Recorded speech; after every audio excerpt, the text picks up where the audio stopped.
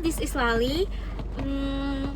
Ini bakalan jadi video pertama gue mungkin di channel YouTube gue dan langsung podcast. Dan podcast gue hari ini tuh gue recordnya di parkiran kampus. Kenapa? Karena judul podcast gue adalah masih di parkiran kampus. Nah, untuk memulai episode perdana ini, gue ngambil tentunya di kampus gue, yaitu Binus University. Pertama gue akan kenalin diri gue terlebih dahulu, tapi gue minta maaf dulu karena di sini tuh tiba-tiba hujan, jadi maaf banget kalau misalnya ke distract sama suara hujan. Nama gue Azra Akila, gue biasa dipanggil Lala. Gue mahasiswi tahun kedua atau semester 4, dan gue ngambil jurusan hubungan internasional. Sekarang gue ini lagi streaming media. Salam kenal semua. Sebetulnya video podcast ini ada tujuannya adalah untuk gue dapat nilai di ujian gue. Nah, tapi sekalian aja kali ya, daripada tanggung-tanggung gue bikin aja lah ya yang niat banget. Tapi tentunya hari ini gue nggak bakalan ngobrol sendiri. Tentu aja gue mengundang salah satu teman dekat gue. Ini udah kenal dari SD, udah lama banget. Dan temen gue ini relate kok sama podcast kita hari ini, tentunya nggak out of topic. Cang, ini dia temen gue. Mungkin lo boleh kenalin diri lo dari mana, terus lo kuliah di mana gitu, terus nama lo yang terutama. Oke. Izin masuk ya Lala. Ya, Oke, sebelumnya kenalin teman-teman, nama gue Muhammad Fazli Nugraha. Sekarang gue kuliah di Universitas Diponegoro Semarang, ngambil program studi Ekonomi Islam di Fakultas Ekonomika dan Bisnis. Nah, kalau ngomongin domisili ya, untuk 1 bulan ini sih di Jakarta. Untuk ya pokoknya setelah 1 bulan itu gue balik lagi ke Semarang. Oke. Ya teman-teman, walaupun temen gue ini Fazli, dia anak FEB ya, tenang, dia bakalan relate banget sama topik podcast kita hari ini. Nah, gue tahu gue kan ngasih skrip ke lo ya. Nah, podcast gue ini tentang tentang migration. Gue ini bakalan jadi narasumber kita hari ini.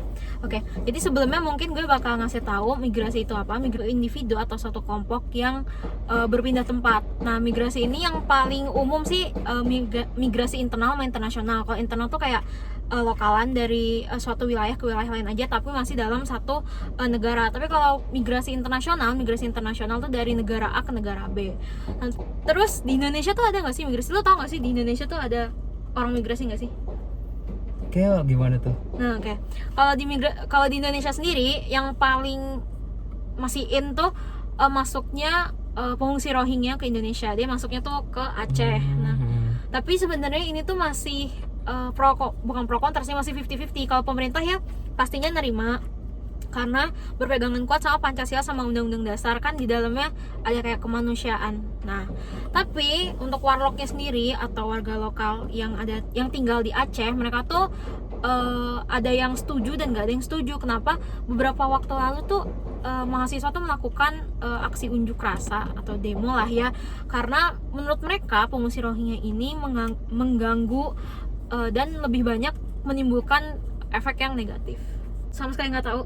Ya iya sih, dia kan anak FEB ya. Kalau yang Rohingya tahu, dan gue nggak kepikiran ke situ sih contohnya. Iya. Tapi kalau contoh yang udah lama, transmigrasi sih. Jadi gue taunya dulu temen gue itu adalah si A, dia orang Lampung gue pikir. Nah, tapi pas gue mungkin SD kelas 6 atau SMP, gue baru tahu dia itu orang Jawa. Ternyata keluarganya itu transmigrasi, dia migrasi gitu. Jadi dari Jawa Tengah mereka dipindahin ke Lampung. Makanya itu gue kayak, oh ternyata lo bukan orang Lampung, pantesan. Ya ini gue juga bego mungkin ya dulu, kayak di rumahnya dia interaksi bahasa Jawa, sedangkan Lampung kan bukan Jawa. Ini teman gue ini adalah orang migrasi. Oke. Iya. Orang migrasi, tapi migrasi sementara dan migrasi yang ada tujuannya. Kan migrasi itu juga ada migrasi yang A, B, C. Nah, ini migrasi yang ada tujuan. Dia ini kuliah di Semarang, makanya dia migrasi. Jadi jatuhnya dia migrasi internal atau migrasi lokal yang dari Jakarta. Dia teman gue ini tinggal di Jakarta dan dia kuliahnya di Semarang. Nah, gue bakal nanya pengalaman lo selama lo jadi anak rantau di Semarang. Nah, itu banyak banget sih lah. Yang mungkin yang pertama kali gue rasain tuh pengalamannya culture shock. Kenapa tuh? Ya, kita sebagai manusia, mungkin kita ambil contoh satu, karena kita manusia tuh butuh konsumsi kan. Iya, Ya kan? Baik. Di Jakarta tuh mungkin karena kita udah lama di Jakarta, kita lihat harganya tuh udah biasa aja, ya kan? Kalau misalkan lo kayak ngerantau ke daerah, ke Jawa, itu kayak kaget gitu loh sama harganya karena jauh beda. Sebagai contoh, di sini mungkin es teh bisa kena 6.000 atau 7.000. Iya. Es teh manis. Kalau di sana 3.000. Es teh Syahdan 4.000. Ini nih bener-bener restoran, kayak tempat makan gede. Coffee shop gitu buat nongkrong. Bukan coffee shop juga sih. Oh, iya, oke.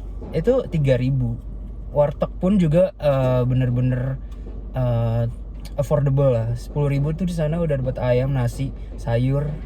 Oke, jujur gue baru percaya karena ini orangnya ngomong sendiri ya. Gue jujur gue kan, ya lo tau lah ya, gue tahu kehidupan anak-anak Undip. Yeah. Kayak gue awalnya nggak percaya, kayak ada temen gue lah ya. Jadi gue punya temen, dia kayak cerita, gue sehari makan di sini 20.000. Jujur awalnya gue nggak percaya, kayak apaan sih 20.000 di warteg aja kayak 15.000 nggak sih, kayak di pikiran gue kayak, oh mungkin iya, maksudnya 20.000 cukup, cuma lauknya nggak ayam. Tapi karena lo bilang itu kayak gue percaya jadinya.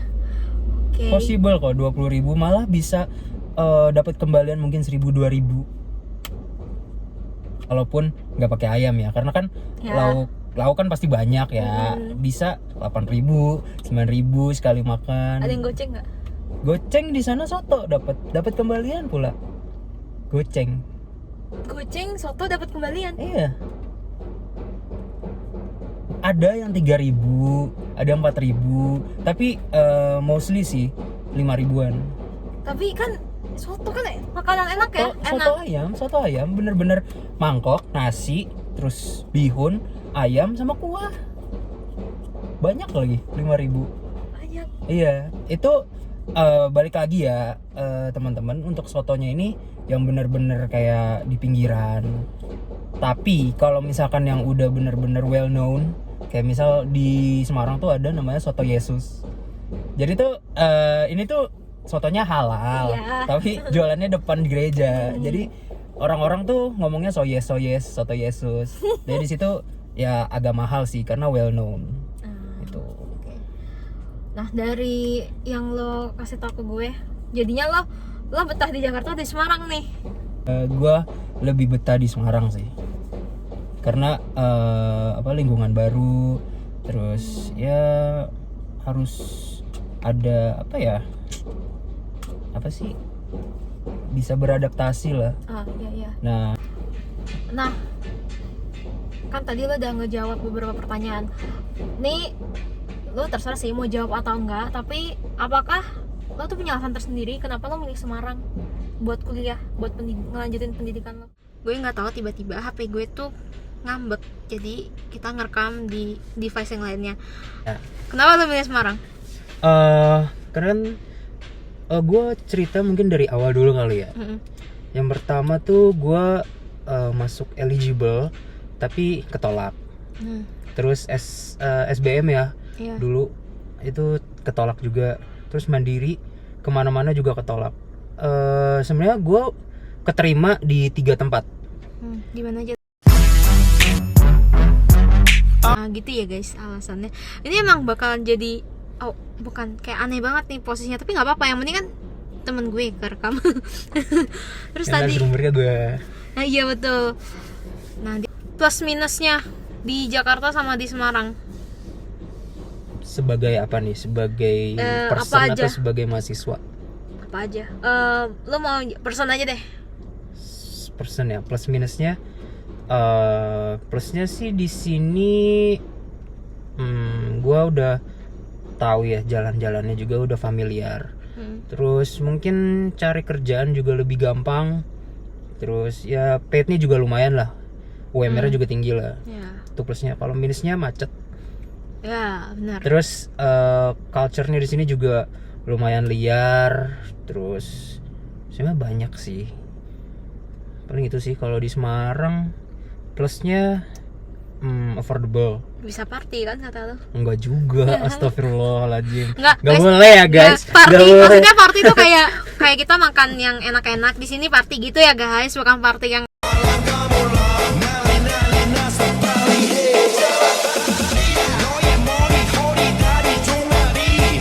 kayak ini off the record aja. Kayak mungkin itu jadi pertanyaan terakhir.